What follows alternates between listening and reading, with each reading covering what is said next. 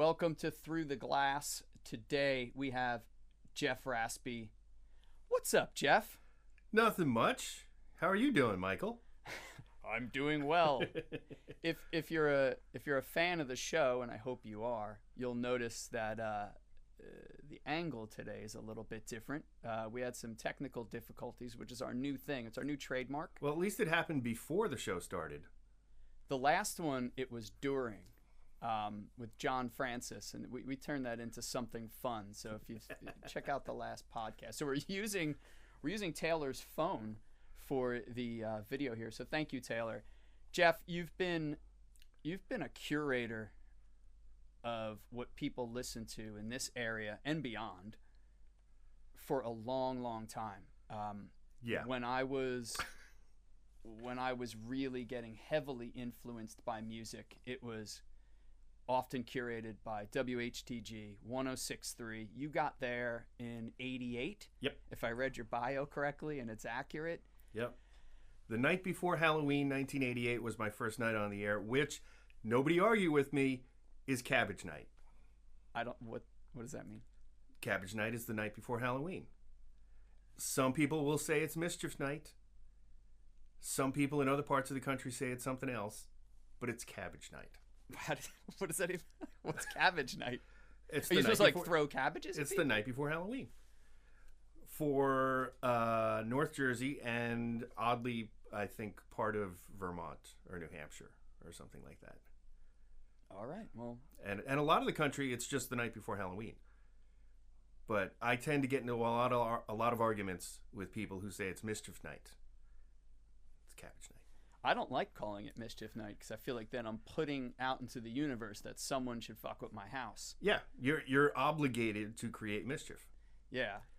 But the background, I've tried to look up the background of why cabbage, and there are a number of stories, one of which is in farming areas, the end of fall, Halloween, you would have, leftover cabbages, and that's what just to do something with them, you threw them at other farms or something.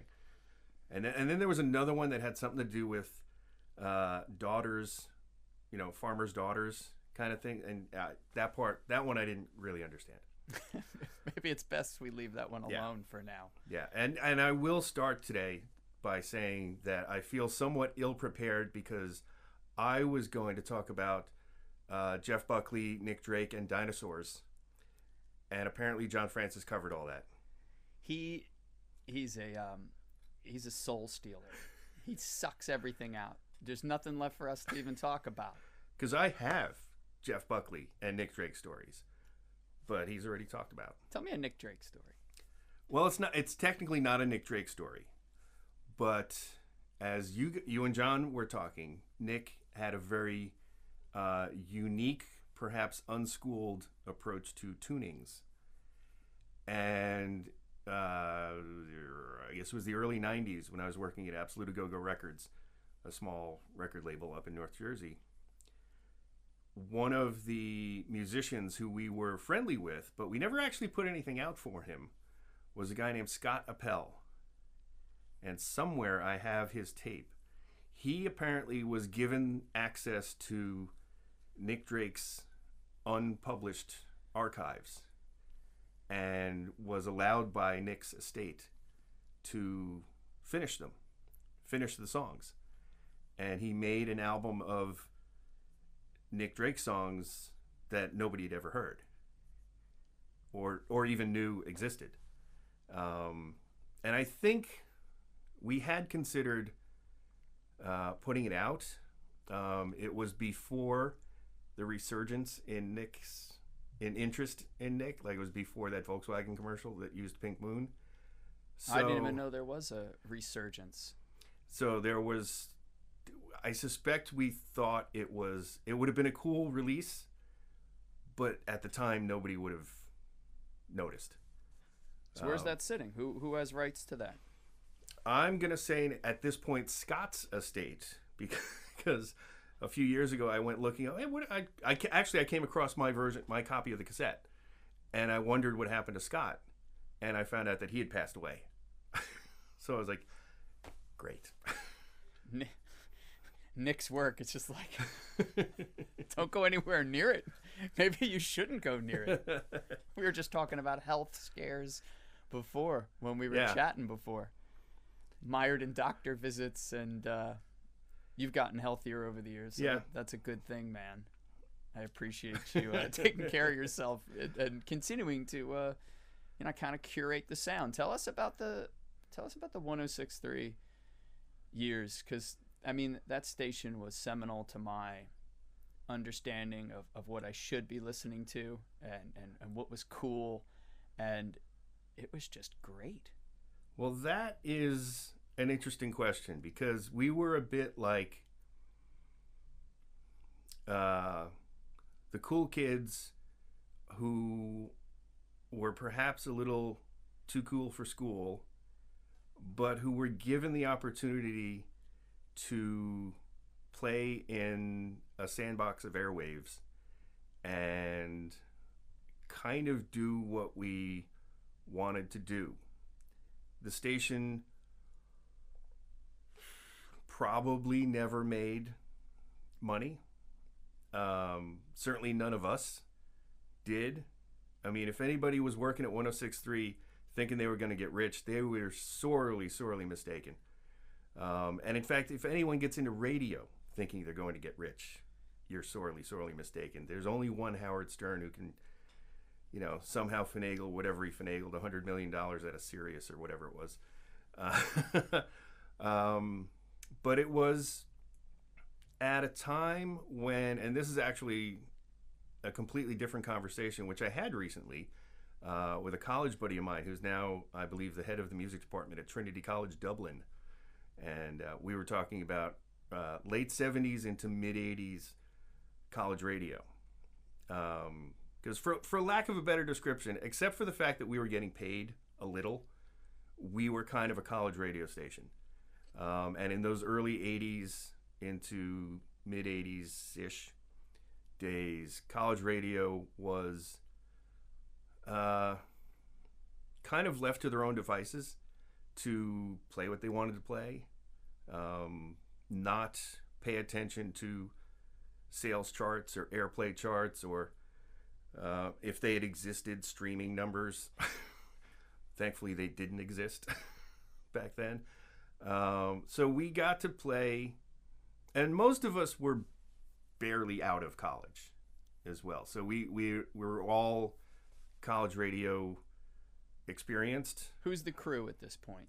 Remind us who the crew is. Well, I got there in 88, so I essentially joined the second group. The first group would have been people like Rich Robinson, Mike Marone, J.T. Koppelus, Bart Cross-Tierney. I'm going to say Loretta Windus was probably in that first group. Yeah. I was in kind of and most of them had actually been working at the station before it was alternative rock, when it was kind of beautiful music. So they were the first group, or most of the first. Chopper, I think, was in the first group too. I was part of the second group that was like me, Matt Pinfield, Mary Elizabeth Carter, Rob Akampora, and a few others, I guess, probably. Well, definitely. It certainly wasn't just the four of us. And over the years, as you do in radio, people go in other directions, go to other stations, realize I now have a family. I can't keep working in radio. Because, like I said, you work in radio, you can barely support yourself, let alone a spouse and children. So that was just the way. And again, it was, there wasn't really anyone telling us that, we kind of had to go this way or that way, sonically, the sound of the station. So were you getting any feedback? I mean, because you guys were heavy influencers, to steal a modern word, in those days. So, one, were you aware how influential you guys were, and two, were you just following your own whims, or were you getting feedback from, I don't know, I mean, I guess there was call-ins and all Yeah, that. well, that was the thing. There were, in those days, people did actually take the time and effort to figure out what the phone number was and call you. I remember the phone was down at knee level in the on-air studio, so it got kicked 8 billion times. But you also have to remember at the time, alternative or modern rock wasn't even what we were called. We were shoehorned into AOR, which was album-oriented rock format for radio, and at that point, like 84-ish through 89-ish, there were 6 of us across the country, maybe. So, we were 6 stations just sort of playing by our own rules. Almost seems like a blessing, because if I remember those times on radio, it's like, pop music was king and queen, and there was some really good pop music. Yeah. But at the same time, so it seems like there was so much to choose from. What were some of the heavy hitters that you were proud to break to us folks at the shore, hanging out, listening to our radios? A lot of it was definitely stuff that we had brought from our college days, whether it was REM, U2, Midnight Oil, NXS. Later on, Jane's Addiction, and a lot of bands. I mean, remember, this is the 80s, so there's going to be a lot of bands that might be now considered one-hit wonders, but in their time of whatever, 80 whatever to 90 whatever, they were, legit multi-albums, multi-tours, whether it was, something like the Wonder Stuff or, I mean, I come across it all the time, partly looking at my own record collection, partly looking at, records and CDs that are at Jack's Music. Random, Canadian band from 1988. They were great. Whatever happened to them? Don't know. Well, it's easy to apply one-hit wonder in retrospect a whole bunch of years down the line. You guys definitely turned me on to Midnight Oil. If you have not heard Midnight Oil, folks, it's one of those rare, in my opinion, perfect mixes of great melodies, poppy enough, political as hell. So we've talked a lot about punk rock on this show with various guests and political music, and they are right up there with any other band or artist or writer that made me think politically. Now, I wasn't really too steeped into politics in Australia and Burma and all these places that they were singing about, but like any good teacher, it turns you on, and then you research on your own, and those albums are killer. Like, there's no stinkers on, I mean, I haven't heard all of them probably, but check out Midnight Oil, folks. I mean, great. And they are one of my favorite examples too, because they, like some of the premier political rock bands, the most premier, I would say, was the Clash. 100%. They're right there. Midnight Oil, Peter Garrett of Midnight Oil, who is an imposing figure. He's like 6'8", bald, long gangly arms that you would have when you're 6'8". He had that what's his name, from David, oh crap. The big suit, the oversized. Oh, David Byrne. Thank you. Sorry, David Byrne, who's one of my favorites of all time. He had like a David Byrne thing going on. Well, he was not the most graceful dancer. Yeah, that's for sure. But Peter put his, career where his mouth was.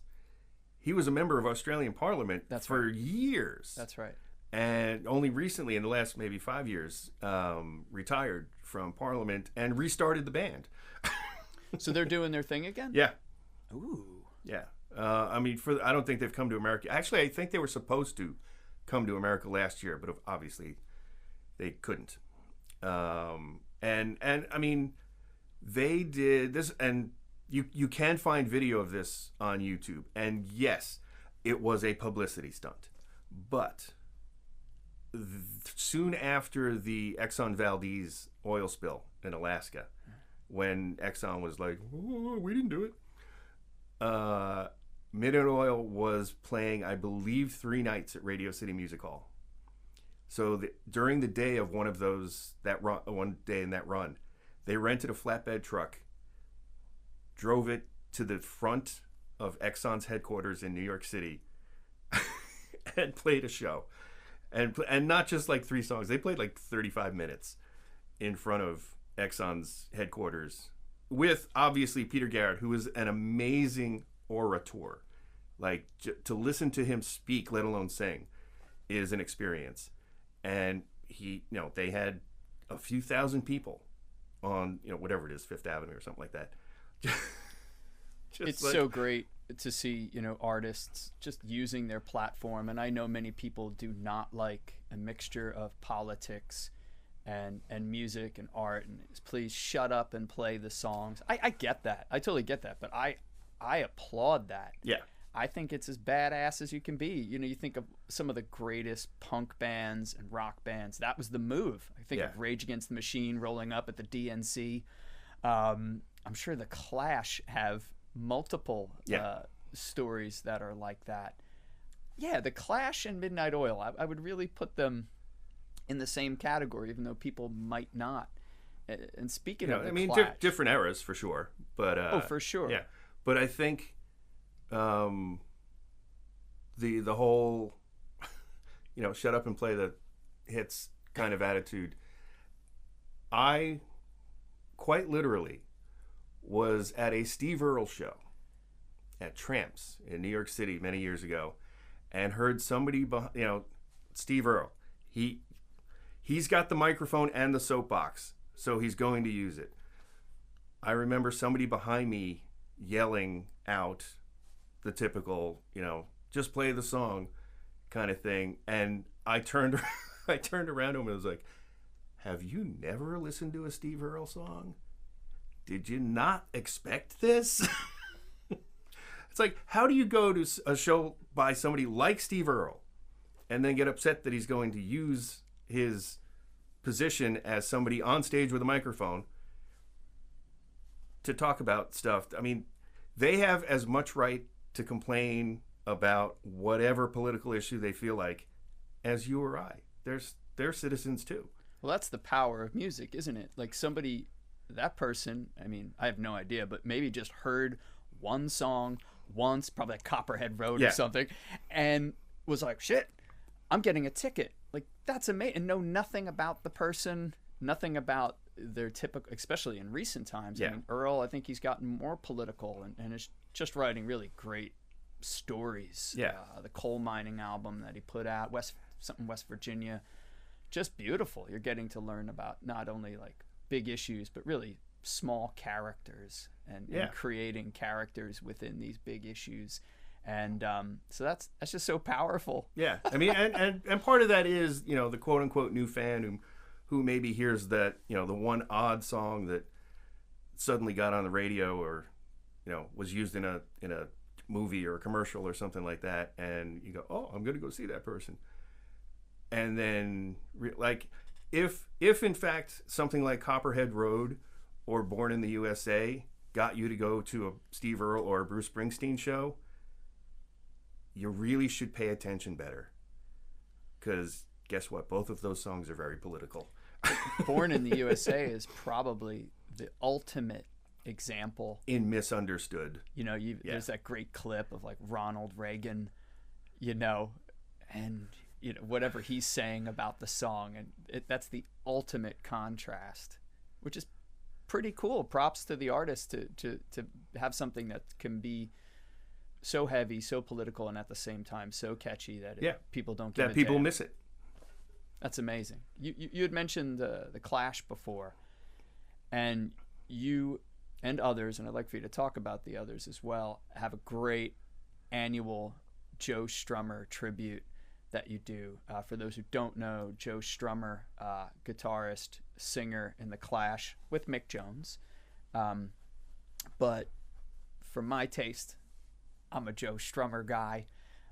It just doesn't get much cooler. His solo stuff with the Mescaleros, if I'm saying that correctly, late stage, before he passed away. End of March, there is about to be a newly remastered post-Clash Mescaleros and solo best of album about to be released called Assembly.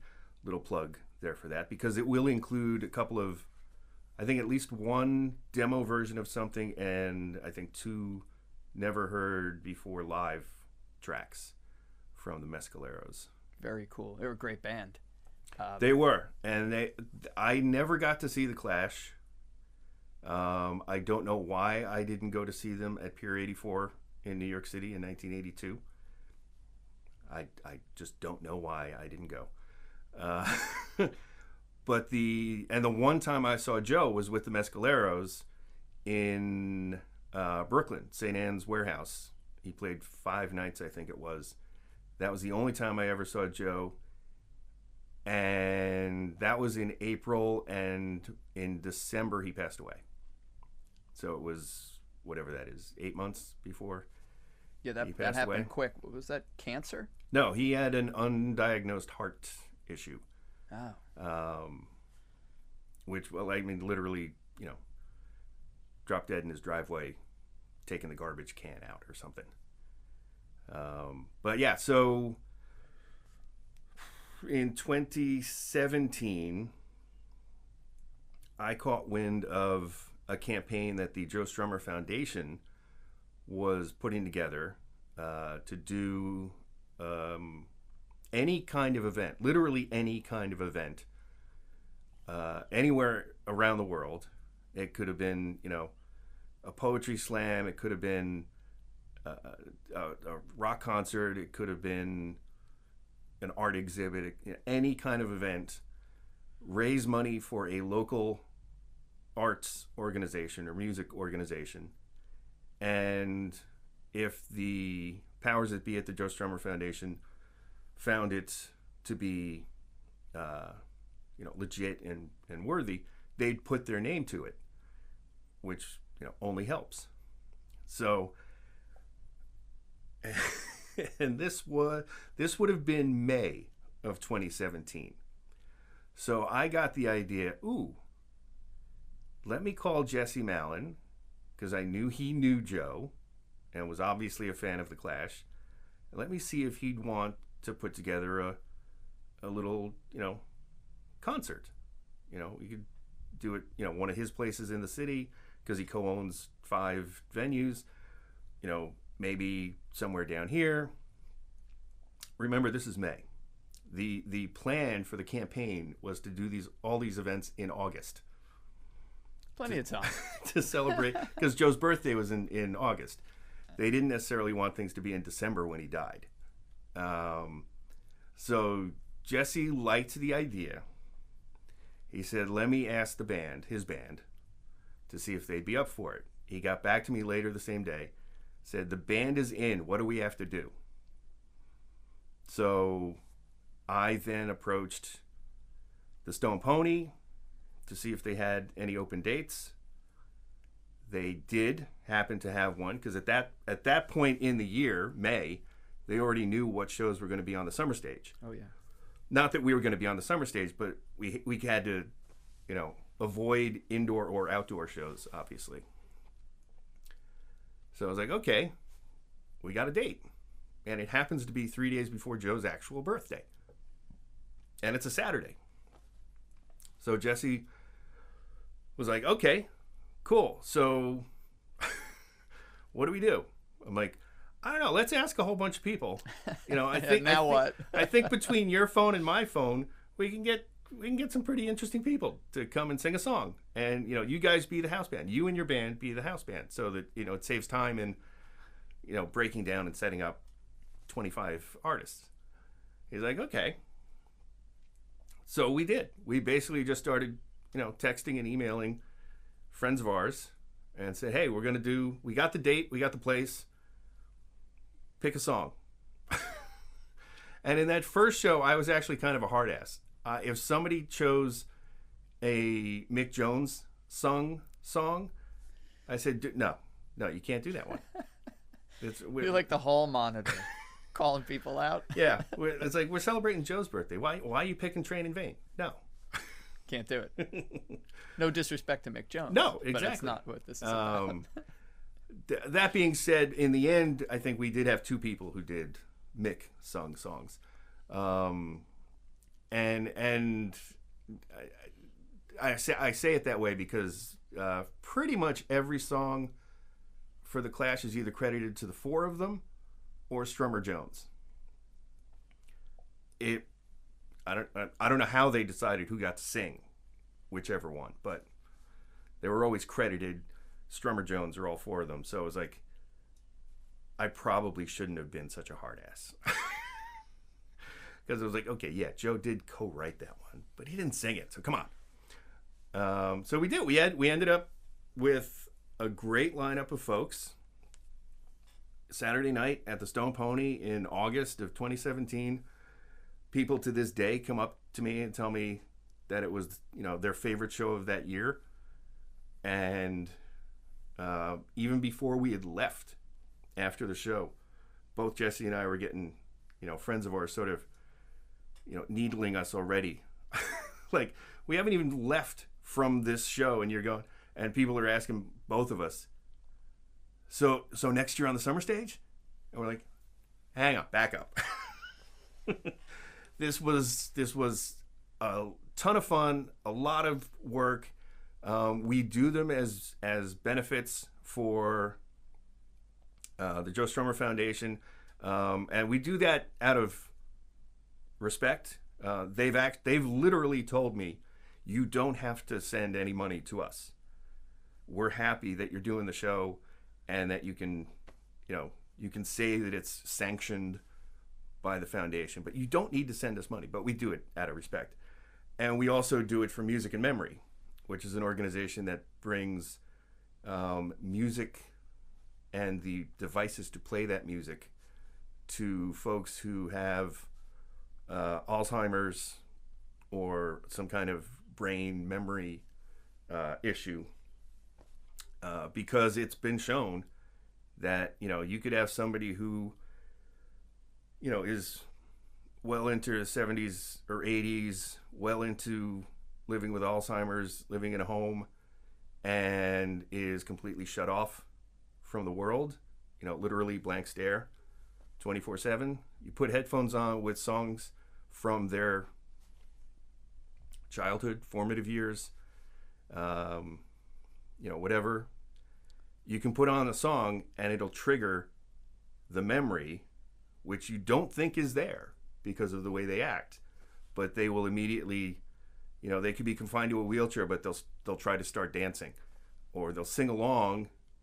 Somebody who doesn't speak is suddenly singing along to a song, kind of thing. So, and Jesse and I share, most people now know this, Jesse and I are cousins by marriage, and the man of that marriage is our Uncle Morty, which I think is the funniest part of mine and Jesse's relationship at all, is that we share an Uncle Morty. But Uncle Morty, that's Jesse's uncle, Jesse's granduncle, technically, and he married one of my mom's cousins. So technically, Jesse and I are, whatever that makes us, 14th cousins, 6 times removed. I don't know, whatever that is. But we're kind of in the same business. So we've kind of had parallel careers. I didn't have a hardcore band at 13 playing CBGBs in Max's Kansas City, but through his years of being an alternative rocker, I was on alternative radio, and then he kind of became the singer-songwriter guy, and I'm in a format that plays singer-songwriters. So we've teamed up on it, and it's been fun. Actually, it's been a lot of fun. Like, we've known the kind of relationship we've had over the years, but starting doing this has actually brought us closer, obviously, because especially leading up to the show, it's a lot of texts and a lot of phone calls. But I can imagine. And you guys do it every year? We have done. I guess it averages out that way. We did Stone Pony in 2017, Bowery Ballroom in New York City, and Dingwalls in London in 2018,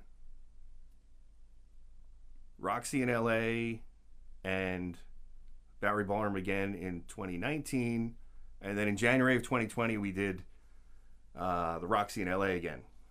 That was January of 2020, so we didn't get to do one later. Is there a different energy taking that show to London? Did it take on like a very different vibe? In a way, yeah. Partly because, and actually the reason we did it at a place called Dingwalls in London is because Dingwalls is in Camden Town, the section of London, which was the Clash's home base. In fact, Dingwalls is within the walls of what is now Camden Market. Also within the walls of Camden Market is a place called Rehearsals, which is where the Clash rehearsed all those years. It is strangely now a store where you get your rave attire and accoutrement. You gotta look good. Yeah. And I think the strangest part of that is that, at least in England, rave is still a thing. But the directly opposite Rehearsals is what is now a staircase. It was a ramp in the days of the Clash. It's now a staircase where they shot the photo for the first album. So so doing the show that close to essentially home base of the Clash was really special. I assume you had a lot of folks of a certain age telling you a story. I remember when I was there, when there was this one time that you got a lot of those. Yeah, and we actually and I credit to Jesse for these gets, because I didn't get them. There was a guy named DJ Scratchy who we brought to the show. He for years was the Clash's and Joe's DJ on tour.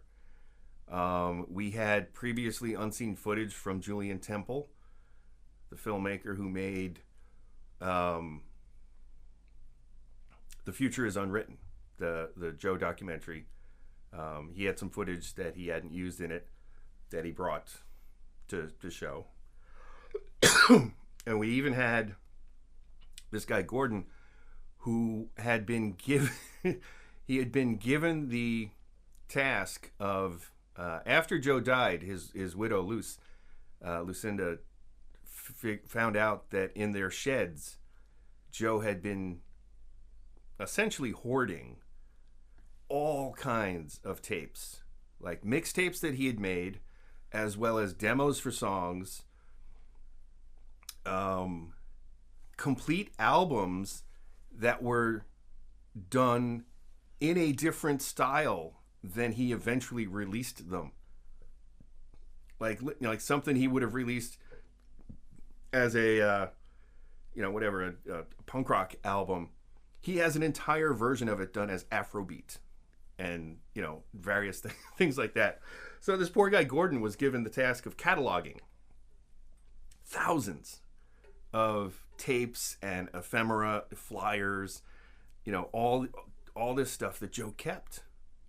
I think much to everyone's surprise, Joe kept. And they were all just in the shed out back. All of that stuff is now in the hands of my friend David Zonshine in LA, who's the one behind the Assembly compilation album I mentioned. Yeah. But he now has all of that stuff, and is the U.S. Is in U.S. control of the Joe Strummer estate. So little piece of insider information: there will be more Joe Strummer stuff coming out. Stay tuned. The in recent years, and we talked about your starts. Oh, we even had Glenn Matlock from the Sex Pistols at Oh! that London show. Oh, that's great. Yeah. To switch gears a little bit, what I sort of introduced you as a curator of music in this area, and of course now you're with 90.5 The Night, and you've done various shows within that program, within that station. Can you talk a little bit about how local music has evolved over the years? Because you've been featuring and giving a platform to local music for a very long time, and sometimes it hits, sometimes it doesn't. It's just like anything, and I'm sure that your radar has sharpened over the years. Can you talk a little bit about some of the differences in the output of local music in this area, which is it's always full. Yeah. It's always a full basket coming out of this area, which is one of the best parts of living around here. Yeah. It's a creative spot, not just music, of course, anything. I love this area to death, and I always have. A few times thought about moving away, and it's like, I don't know if I can. Yeah. So can you talk a little bit about the evolution of the local music output over the years? Well, it was funny. I was watching the episode with John Francis, and you guys spent the first few minutes trying to figure out how you knew each other, and I thought you were going to open with that question with me too, and my answer was going to be, I don't know, you must have been in some local band. That's exactly right. That's exactly right. That's no doubt how we met. No doubt, of course. It was No Doubt. Before Gwen, Michael was the lead singer of No Doubt. I looked good, and people think that she looked good. You should have seen me. It was quite a thing. Although they probably made a good decision. It was when they were real ska. Yeah, Scotto. All right. Talk about it. So the evolution. Well, I mean, I think I made a point. The 3 years I hosted the Asbury Music Awards, I made a point of saying at some point during the night that don't take this area for granted. And by that I meant there aren't many places in the country, let alone in the world, let alone in the country, where you have to choose between 3 killer shows within 30 or 40 minutes of your house on a Tuesday night.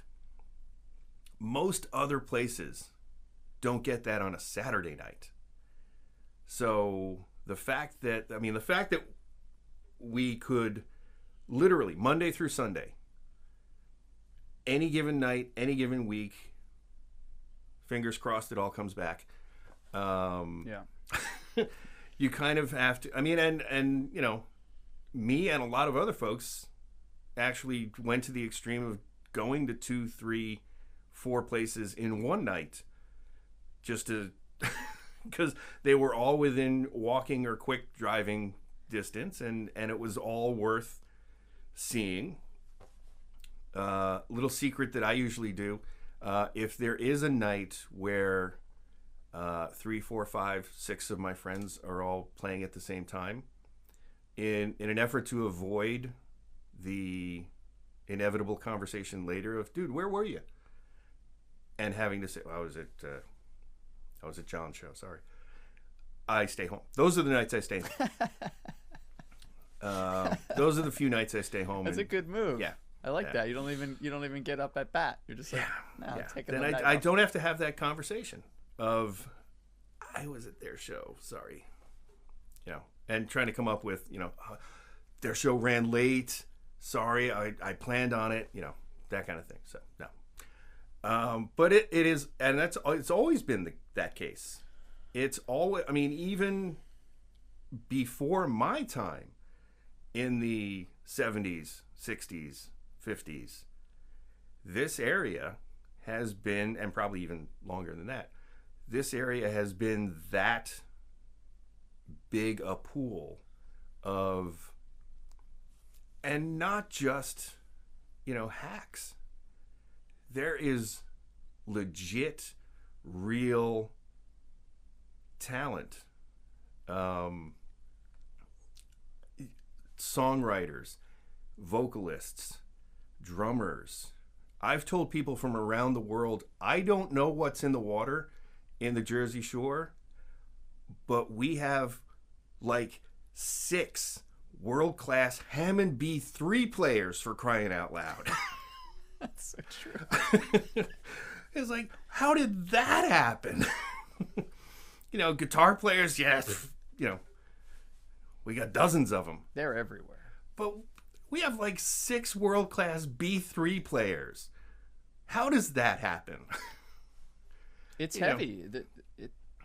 It really is special. And if you never leave the area, I guess most people don't have the means, the opportunity, or the inclination to travel or get out of their sphere too often. But you quickly realize how heavy the talent is here. And I don't know what it is, because it wasn't always like, rock and roll headquarter. It wasn't always like that, because you pointed back to even before. When it would have been, whatever, big bands or something. But and to this day, it's rock and roll, it's experimental, it's hip hop, it's standards. There's no limit to the talent in this area, and I think you hit the nail on the head of why does the rest of the world not catch on. For the most part, there have been a few over the years. We've both been around long enough to have known and talked about, probably 6 or 7 next big things out of the Jersey Shore, and most of them fizzled and died. But your allusion to leaving the immediate area, leaving the pool. I mean, and there is something to be said about being the big fish in a small pool and avoiding becoming the little fish in the big pool. But you have to get into the big pool and be that little fish for a while to reach the next level. I was talking to Sarah Tomek about that a bit on our podcast, and she, as the drummer, was definitely a big fish. Their band, Days Awake, and other acts that she was in over the years, definitely a big fish. And then she, heads down to Nashville, session work, et cetera, et cetera, et cetera. We talked a little bit about that. It takes guts. It takes guts. It takes some capital. Sure. And it takes the drive to do it, literally and figuratively, the drive, because there'll be a lot of driving from venue to venue. Hopefully, again, comes back.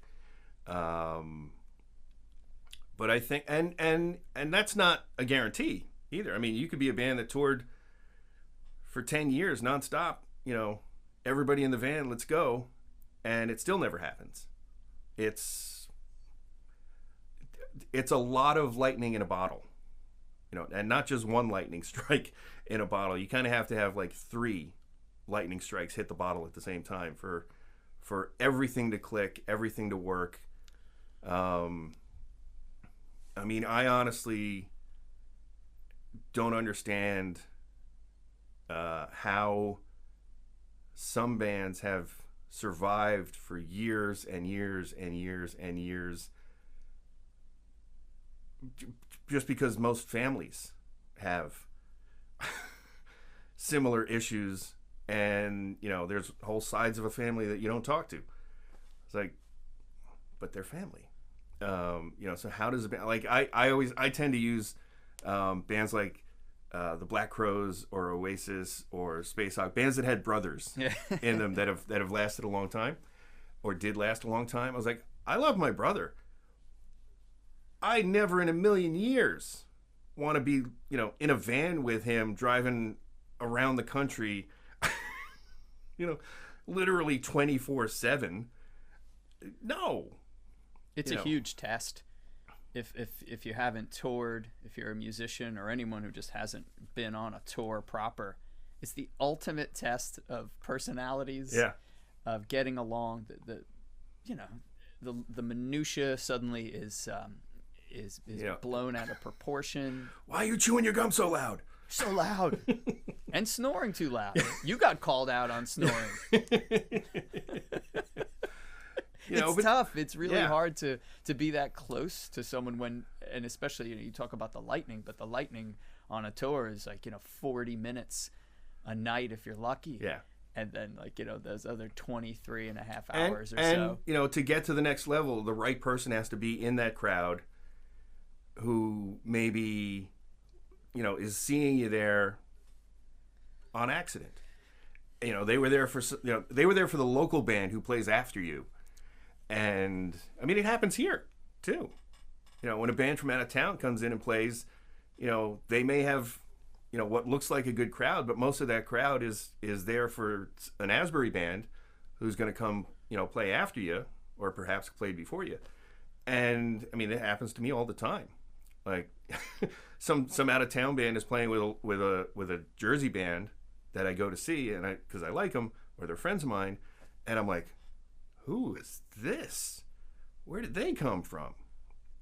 I mean, hell, that's how I discovered John Moreland, one of America's greatest songwriters right now. He was playing a show at the Saint, and I believe it was George Worth, who I've known for years, was opening the show. So I went over to see George, and then John Moreland just blew me away.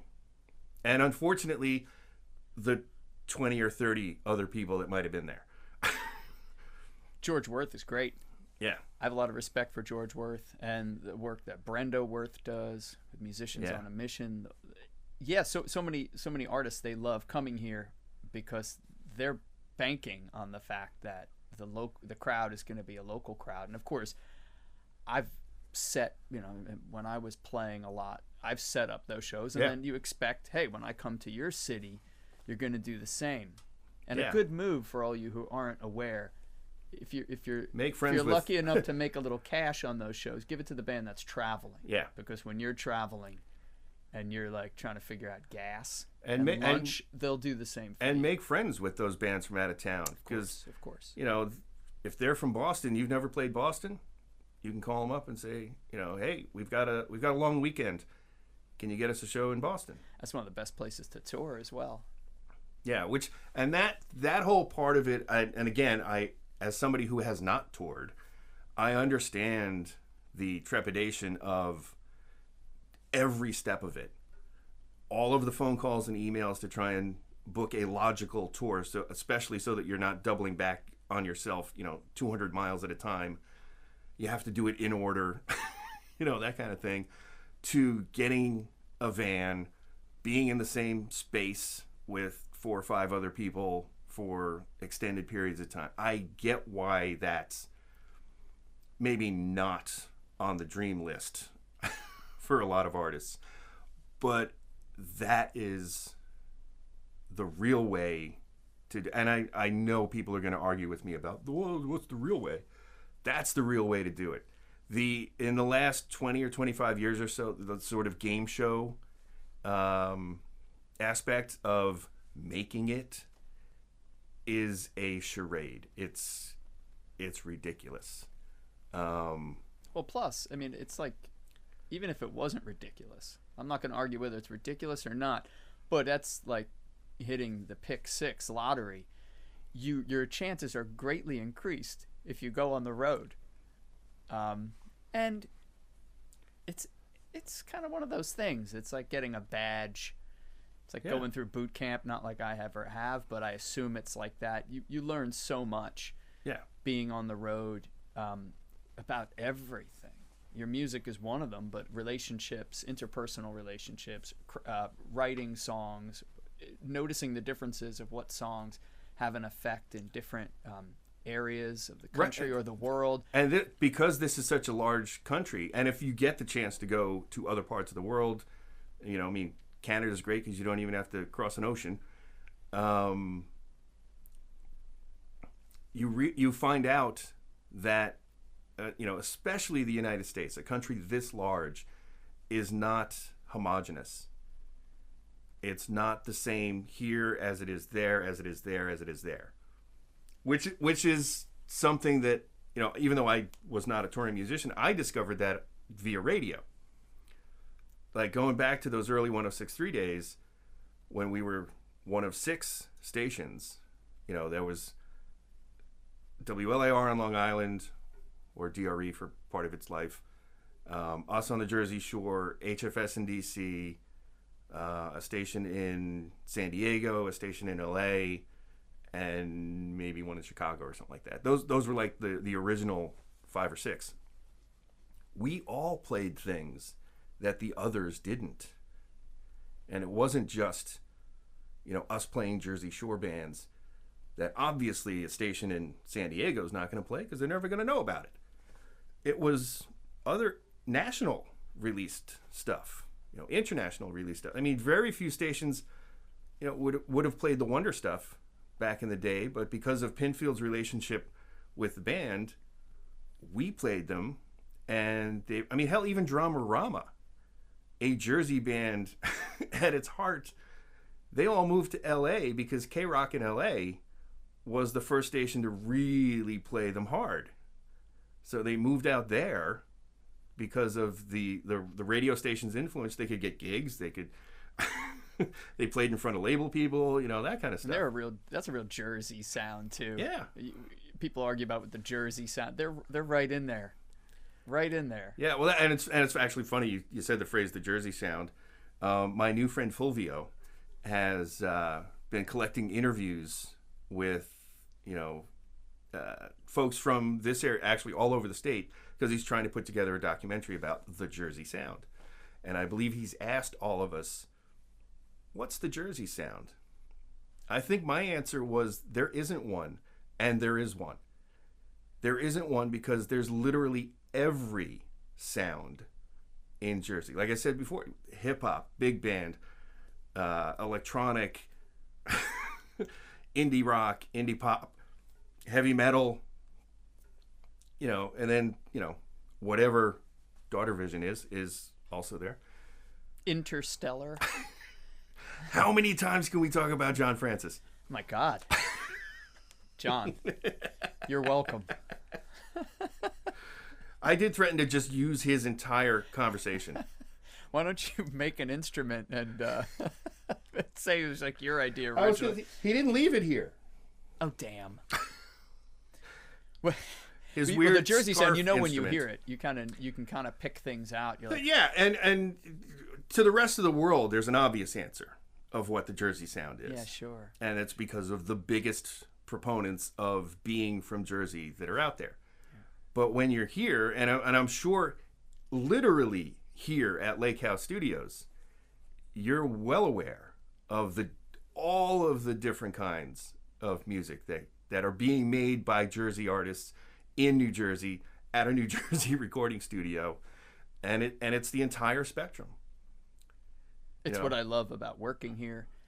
I often an artist will want to know, what kind of music do you record? Like who comes in the most? There's absolutely no answer to that. There's just as much hip hop as there is rock and roll, pop. Pop is huge right now, and as the as the internet and streaming music and just easier and easier and easier to put things out, which does not always correlate with quality, as we know, but it certainly correlates to quantity. Things are just continuing to meld. So it's like, I don't know what that's called. That's just, is it a good song or not? I think that's really all it comes down to. I mean, you must get, you hear more music probably than anyone. So yeah, I work at a studio, but like I don't have people bombarding me with their music to get it on the air. That's for sure. So I pale in comparison to the amount of solicitation that you get. A couple things. I'm curious to know what's the smartest way an artist or band can court you and have their music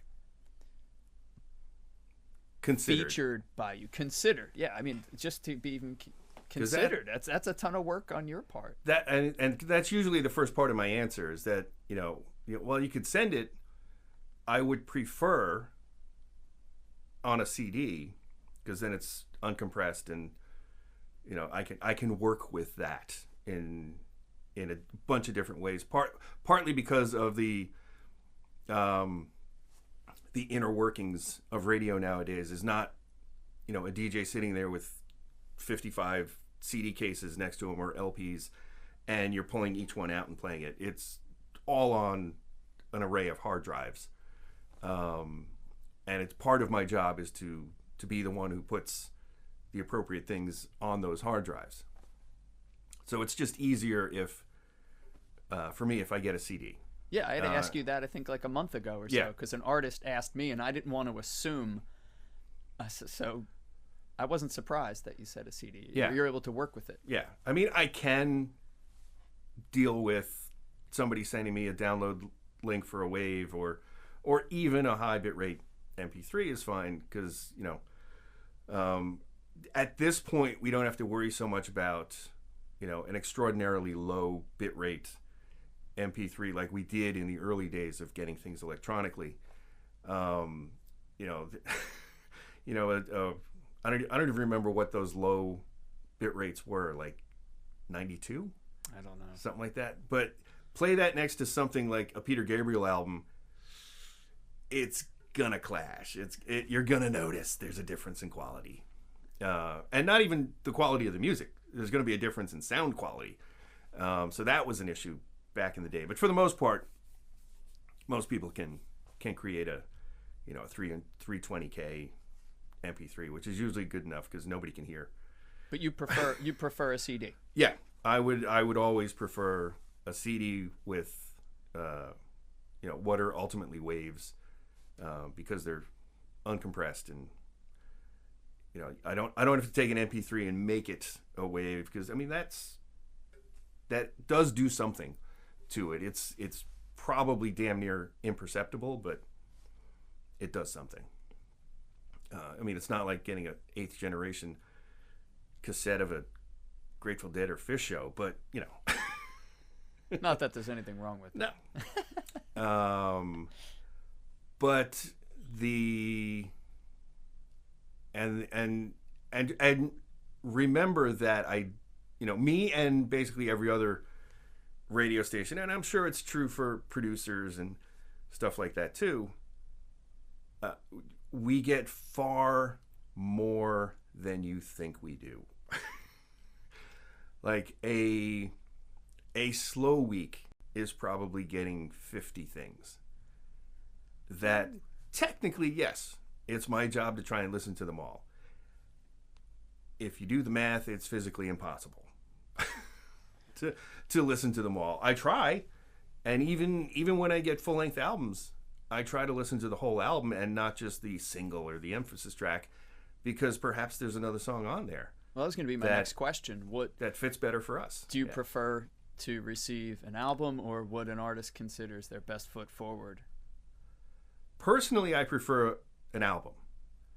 I also obviously can accept the fact that, I mean, especially like I deal with 2 or 3 or 4 digital delivery services as well. So it costs much more for a label or an artist to put their entire album of 12 or 15 songs up there for me to sample than it does to put 1 song or 2 songs.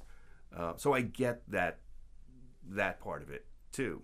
But in the days of mailing a CD, it's going to cost you the same if you send me 2 songs or if you send me 15 songs. So send me 15. That's cool. I think a lot of people wouldn't assume that. Yeah, I mean it is somewhat helpful to, and this is where, you know, like hiring somebody to do promotion comes in handy. There is something to be said for sort of directing me to a particular track that you might think is more radio friendly. You know, track 3 might be more radio friendly than track 5. You know, that can be helpful. Well, what are you looking for? I mean, 90.5 plays a lot, and I know that that's by design, and you're keeping various audiences engaged. Yeah. So someone might be like, man, I love listening during this time, during that time.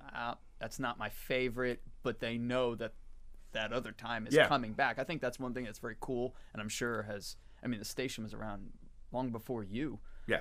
40. We are now in our 45th year of being on the air. That's awesome. We've been this format of AAA, Adult Album Alternative, since 2000, and I came on board in 2001. But yeah, that is probably our most difficult task. Is somehow playing in some logical way everything from blues to classic alternative to classic rock to new music. We play an alarming amount of new music, and I think sometimes a lot of folks don't notice how, like, if we played 15 songs in an hour, at least 6 or 7 of those are new, as in like within the last 6 or 8 months.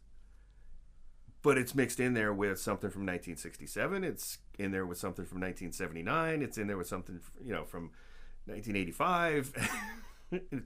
Well, I have to include the 2000s now because we're 20 years in. You know, the first decade of the aughts and stuff. And we started in 2000.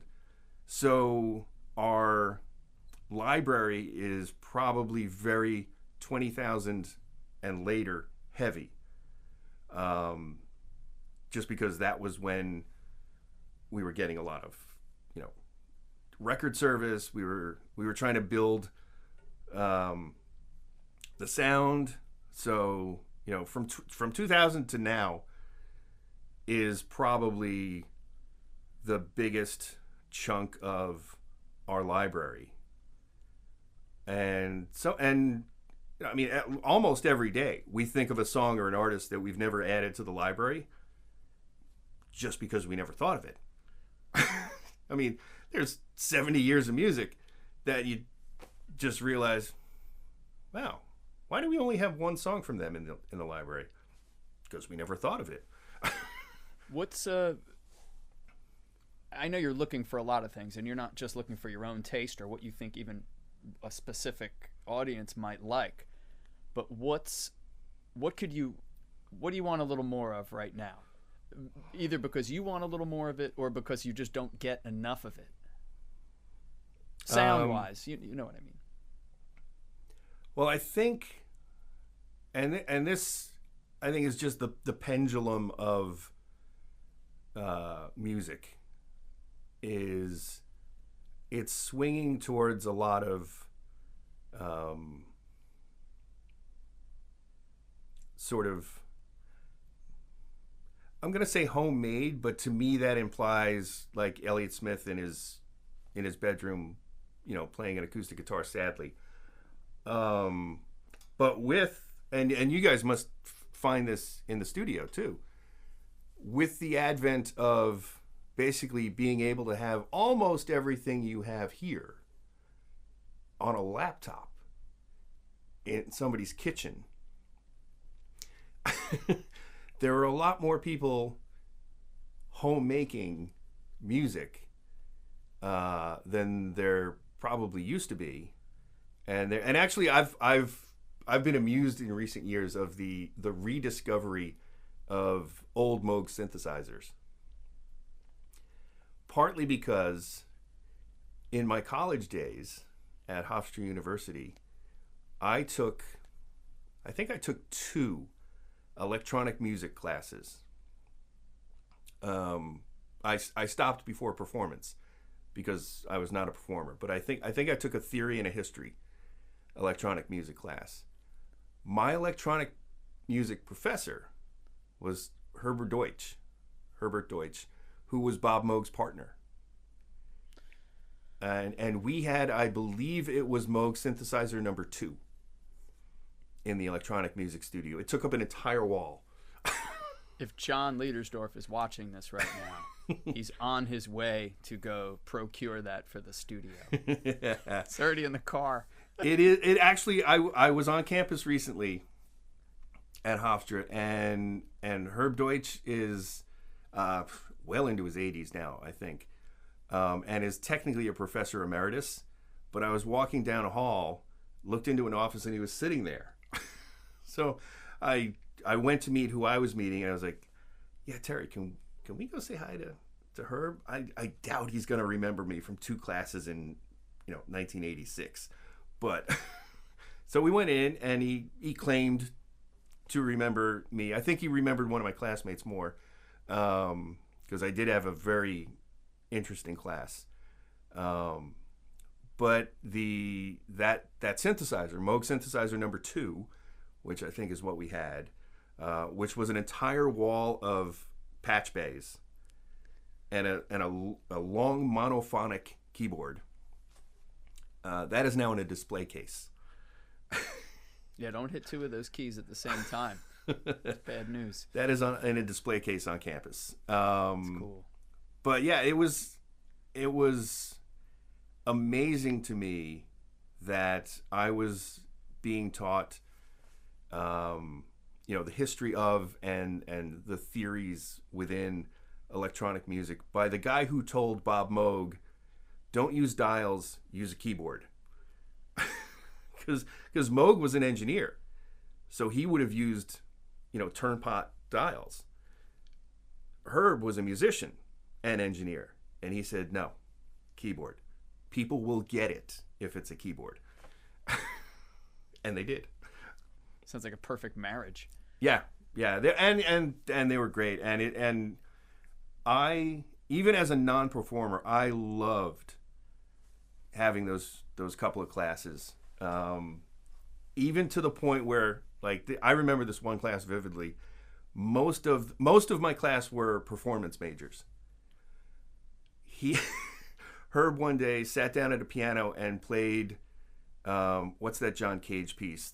It's called 3 minutes and 26 seconds or something like that, and it's just the performer holding his fingers over the keys for 3 minutes and 26 seconds.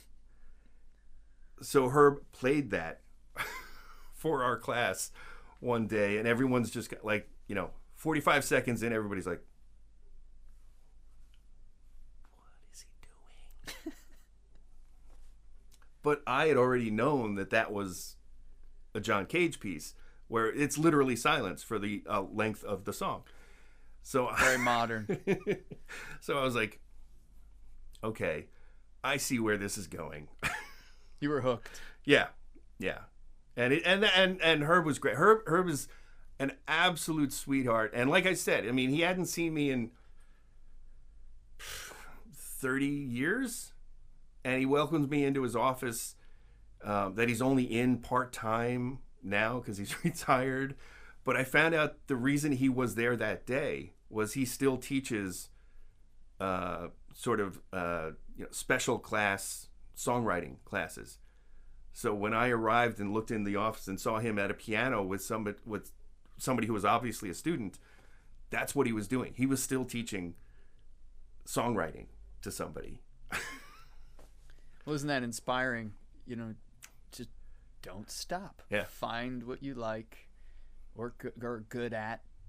Normally those 2 things will coincide at some point in your life if you're able to be in touch with yourself, and don't stop. I think you've been a good exemplar. Gosh, I do that too, don't I? Yeah, you've been a good example of that, man. Thank you. Thanks for all the music that you've curated for this area and beyond. thank you for having good taste. I don't agree with everything, but generally, and that's par for the course. Wasn't that great? I mean, if there's a problem if you're agreeing and liking everything that's coming from anything, and that's something we have to keep reminding ourselves of at the station too. Is that, and we think the listeners have figured this out already too. Like if we play something that you just don't like, you don't tune out, because in 4.5 minutes is likely to be something that you do like, or at least indifferent to. You're right. I've had that experience many times, listening to your show and others who have shows on 90.5. I know I'm going to be satisfied in 6 minutes or 12 minutes at the longest. Yeah. And I think that's really cool, and it's a testament to your guys' quality. Yeah, because I'm sure. I mean, we have adult AAA adult album alternative is kind of in the same boat as alternative was in those early days, where a lot of labels thought, don't know what this is, send it to alternative and see if they play it. And I think ultimately that's how nu metal ended up getting played on alternative, which it should never have done. AAA gets that similarly now. Like literally everything from something that's tinged with country to something that's, somebody alone in a basement with a bunch of computers and synthesizers. And we as the format are supposed to figure out what to do with everything in between.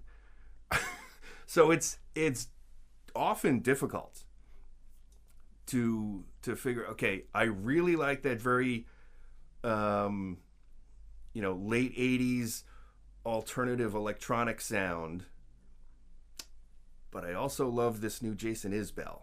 How do I get from there to there? So that's the difficult part in our format, is that there's almost no format. Well, you do it seamlessly. What's your favorite artist that you've been able to break in this area and beyond, or at least turn people onto? Maybe break isn't the right word. I don't know. Okay, two. Because I got to see it firsthand. And again, it's going to be two examples of artists who, quote unquote, did it the right way, like toured relentlessly, came back year after year, sometimes twice a year, and first show 20 people, second show 50 people, third show 150 people, fourth show sell out the pony, that kind of thing. And it's Josh Ritter and Marcus King. Both of them quite literally followed that pattern. First show at the Saint with very few people, second show at the Saint with more people, third show at the Saint with more people, and then where did Josh go next? I think Josh ended up like at the Basie the next time or something, and Marcus ended up selling out the pony. I remember him from that. That's when I think of Josh. I think of like the sparsely attended Saint shows. I was playing with Virginia. Oh yeah, at the time. So I think we used to do gigs together. Mm-hmm. So absolutely. I was sitting there probably right next to you. Yeah, absolutely. And then to bring it full circle, I don't remember how many years ago now it was.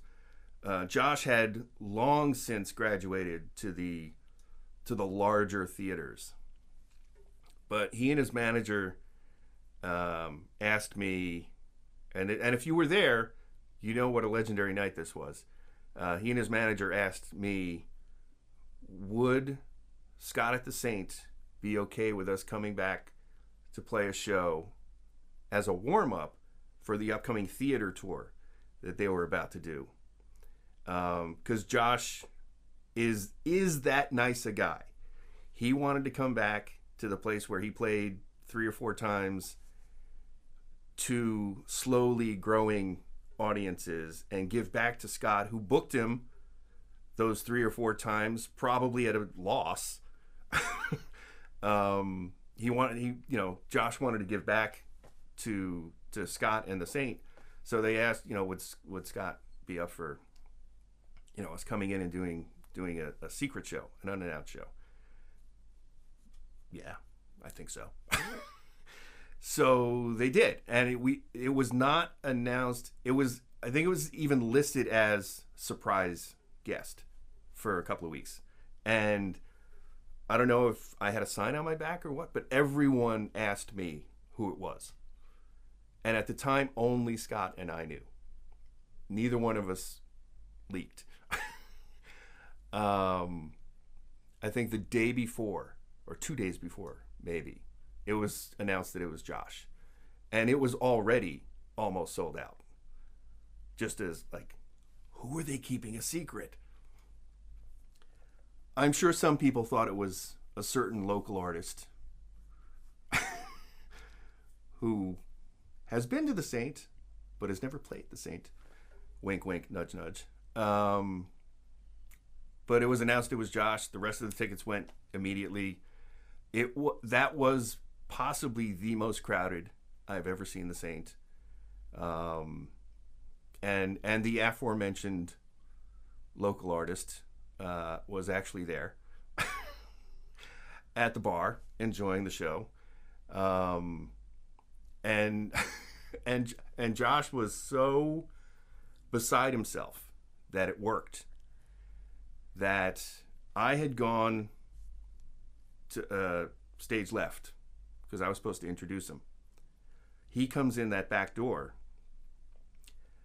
and is so excited that I'm almost positive he leapt from the doorway to center stage in one jump, totally forgetting that I was supposed to introduce him, and just started.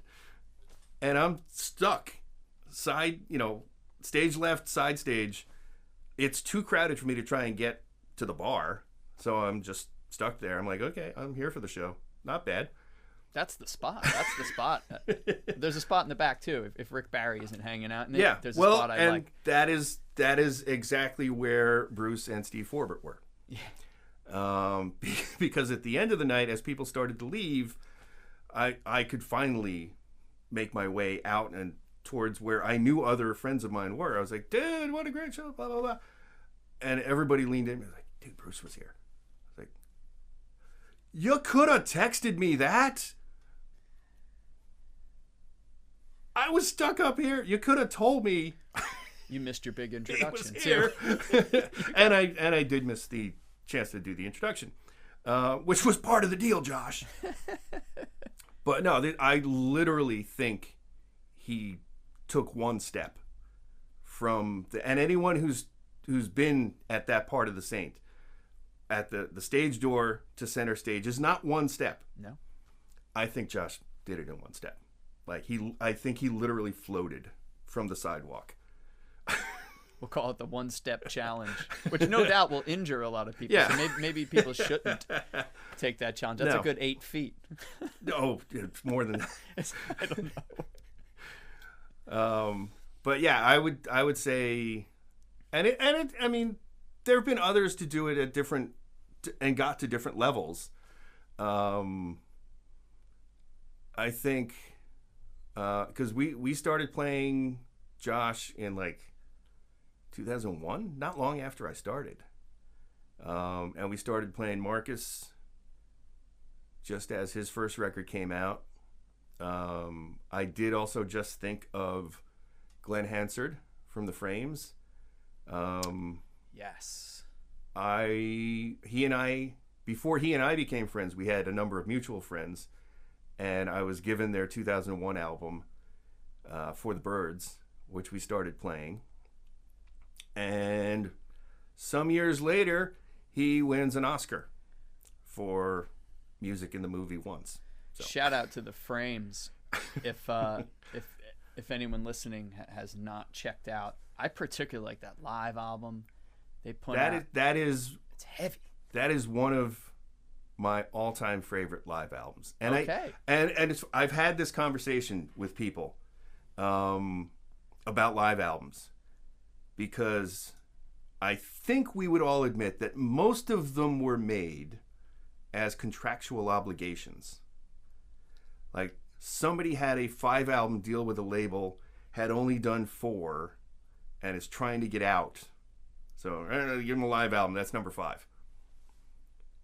That Frames album, Setlist. That's it. Is one of the most remarkable live albums I've ever heard. Yeah, do yourself a favor, people. Put that on some good speakers and crank it up. It's just awesome. You're awesome, Jeff Raspe. Thank you so much for taking time to come on the show. Really appreciate it. I appreciate obviously all the work you've done curating music for the area, but my pleasure. I appreciate your friendship, man. And thank you for using the word curate a number of times, because this is a conversation I've had with people over the years too. Like, how do you describe what you do? Like, I can say I'm a music director, but nobody outside of radio knows what that means. And yes, there was a time when saying you curated something was a bit, nose in the air, hoity-toity, museum type lingo. No one's going to accuse us of being nose in the air museum fellas. So thank you. Jeff Raspe, you could hear him on 90.5 The Night. Give a listen. Thanks so much, Jeff. Yes, thank you. We are member-supported, listener-supported public radio, so you won't hear 8 minutes of commercials. You'll hear what we hope are helpful announcements about local businesses, and it's funny because before I started working there in 2001. I had not been at a public radio station since my college station. And it's liberating to not be beholden to the advertising dollar, but at the same time, it is infinitely more difficult to get listeners who are used to listening to the radio for free to donate hard-earned dollars to something. What are they going to do? Come after me? I can listen for free? Like, well, yeah, that's true. But at the same time, if not enough listeners take it upon themselves to donate to public radio or public television, we go away. That's a good point. So while you're considering supporting local artists, local musicians, local businesses, a member-supported radio station is really an amalgamation of all of those things. So please consider that in your plans of gifting this year and every year. Thanks, Jeff. Thank you, Michael. Thanks for the invite. I appreciate it. And I'm honored to have been the guy after John Francis. Let's just say his name again. Together. John Francis. That's our show.